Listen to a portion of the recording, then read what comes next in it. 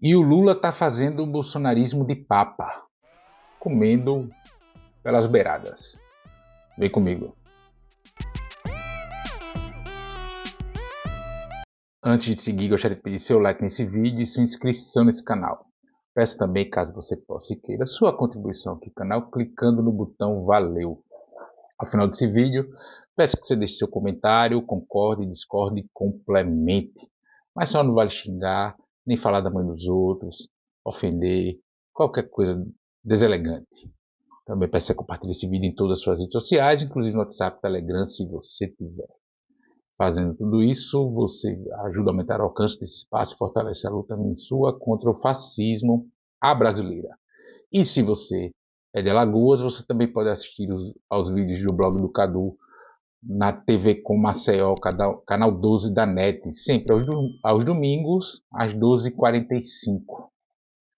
Obrigado. Eu gravo esse vídeo na manhã de 15 de julho, são agora 7h30 da manhã, e a gente teve nessa semana a confirmação do ingresso dos partidos do chamado Centrão na base do governo Lula. Uma bola que eu já vinha cantando aqui no canal há algum tempo. Até porque a política não é um ato de mera vontade. É preciso também entender a realidade concreta para atuar na política, para fazer política.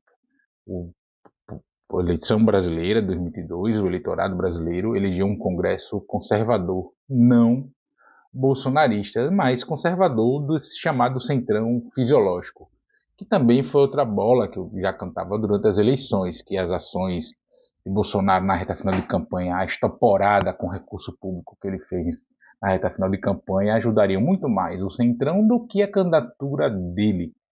E foi o que aconteceu. Então o Centrão, ele no começo ele só queria saber de emenda, as emendas não estão chegando na quantidade nem na forma que eles querem, ou queriam, enfim. A RP9 foi anulada, acabou, não existe mais, e aí eles passaram a pleitear espaços.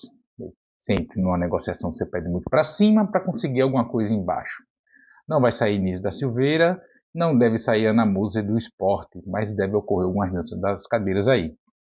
A Daniela já deixou o turismo, já assumiu o Celso Sabino, já foi anunciado, ele já assumiu, ele é do União Brasil e é muito ligado ao presidente da Câmara de Deputados, Arthur Lira, do PP.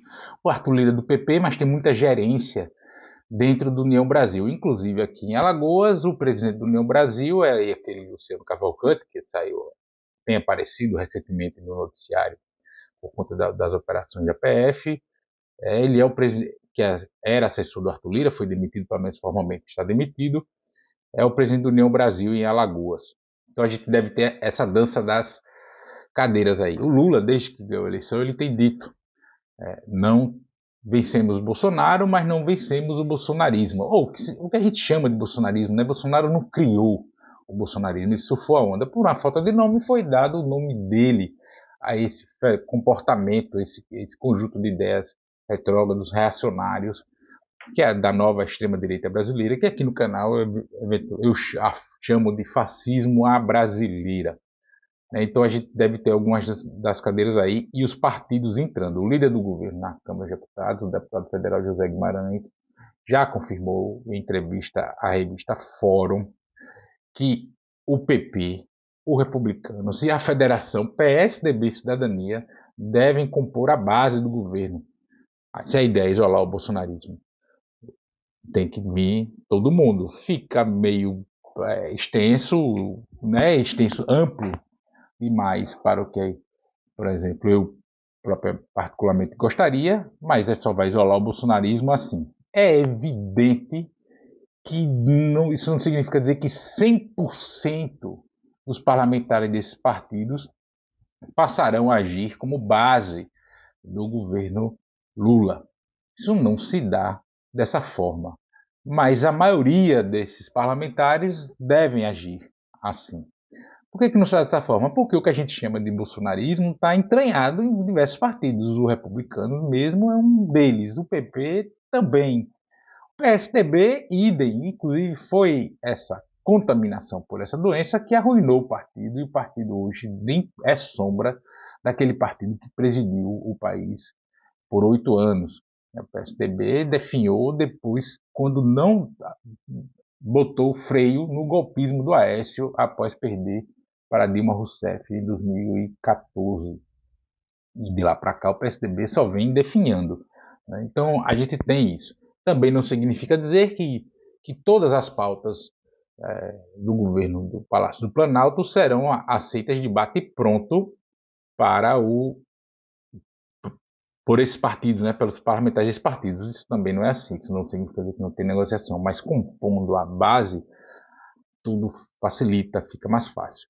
Eu também já comentei aqui em vídeos anteriores que o Lula não vai dar saúde para o Centrão, a Anísia Trindade não vai deixar o Ministério da Saúde, mas que outros espaços de segundo e terceiro escalões nos estados, etc., devem ser ocupados por indicações desses partidos, até porque muitos desses espaços federais nos estados ainda estão ocupados por membros do governo Bolsonaro, e que a FUNASA, que o governo federal avaliou durante a transição que seria melhor extinguir, porque a FUNASA mexe inclusive com saneamento básico, então o governo federal queria que essa atribuição, as atribuições da FUNASA, parte fosse para o Ministério das Cidades e parte ficasse no Ministério da Saúde.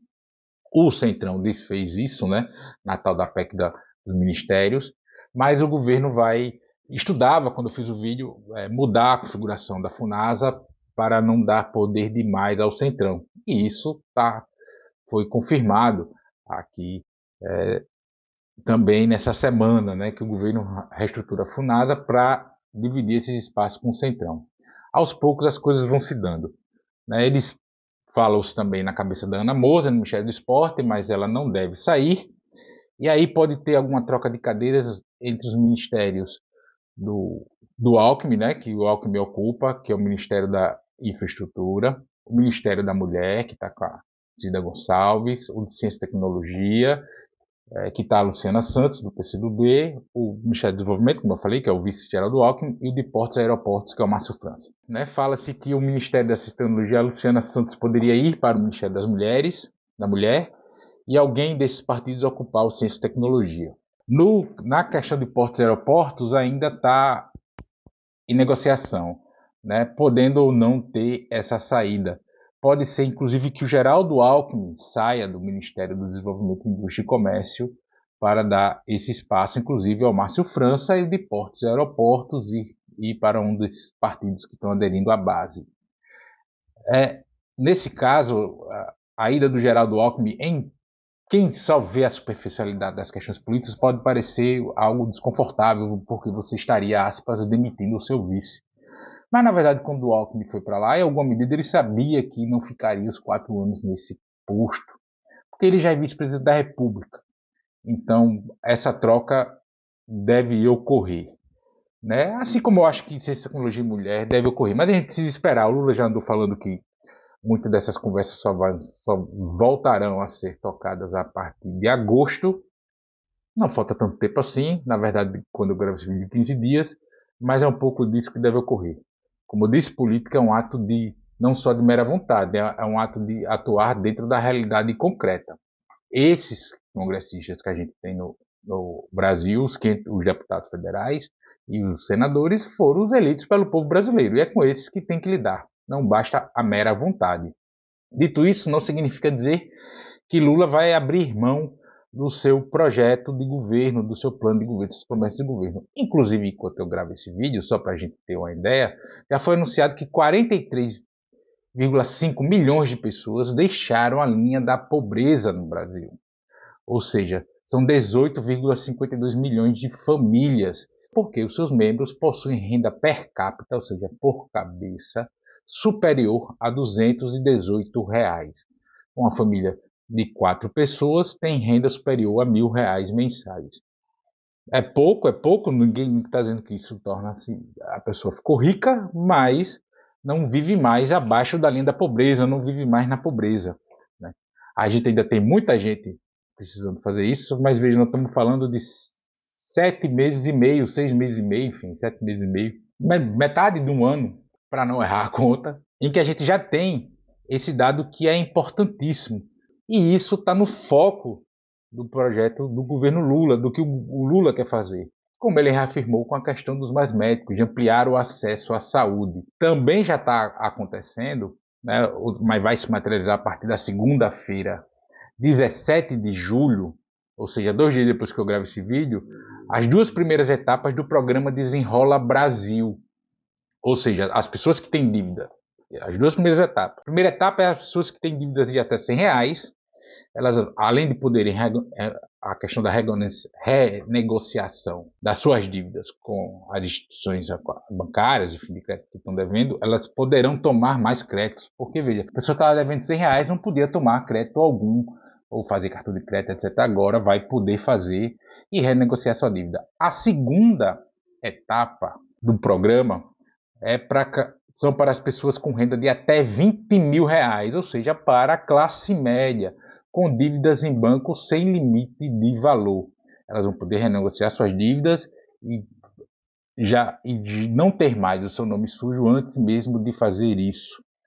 Essa negociação, o governo brasileiro estima de 30 milhões de pessoas que poderão ter acesso a créditos para, inclusive, renegociar suas dívidas, que deve jogar na economia só essa segunda etapa, cerca de 50 bilhões de reais na economia brasileira.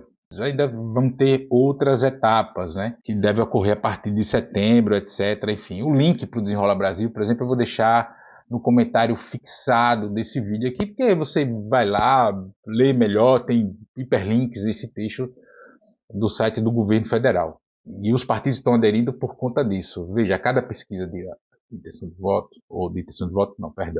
de avaliação do governo, Lula cresce um pouquinho. Ele cresce, inclusive, nos eleitores de Bolsonaro em 2022. Então, além de que esses parlamentares chamados Centrão, eles precisam ter acesso a governos para ter acesso a emendas, para atuar junto às suas bases. E, de novo, como eu digo em todos os vídeos aqui, não estou falando de desvio de recursos, de corrupção do Bonfim, estou falando só do uso político, do ponto de vista legal, do que as emendas parlamentares oferecem. E eu já fiz vídeo aqui no canal afirmando que eu particularmente defendo o fim da emenda parlamentar, mas ela existe, está aí, é um dado concreto e tem que se jogar o jogo com as peças que se tem para jogar. Então eles precisam ter acesso a emendas, então para eles não é negócio, não é bom politicamente ser oposição aos governos.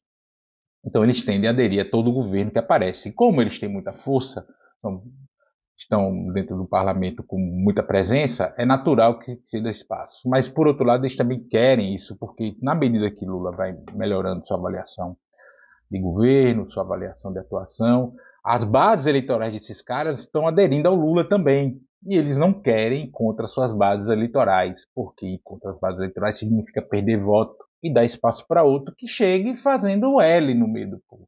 Então há uma relação de interesse mútuo aí. Né, o governo brasileiro quer ter mais folga no Congresso Nacional, particularmente na Câmara dos Deputados, e esses deputados querem ter acesso à emenda para manter suas bases junto a si e se manter concatenada com a avaliação política das suas bases, que está migrando para o Lula cada vez mais. O Lula está fazendo o bolsonarismo de papa, e está comendo ele pelas beiradas. Vai desmilitarizando estruturas do governo, como foi essa questão das escolas cívico-militares, que as pessoas confundem com escola militar. Enfim, o vídeo anterior veio um monte de hate. Esse talvez venha, talvez não, enfim. Pelo menos o hate engaja, né? Distribui o vídeo. Mas ele vai comendo o bolsonarismo que nem papa pelas beiradas. O bolsonarismo ainda tem uma presença maior, muito maior do que deveria ter do ponto de vista da sociedade, etc. Mas o que for da institucionalidade, ao menos em Brasília, o Lula está fazendo o seu, isolando a extrema-direita brasileira. Eles vão gritar muito, vão fazer muito barulho, mas cada vez vai ficar mais nítido que eles têm o tamanho de uma titiquinha de galinha. São pequenininhos, só fazem zoada.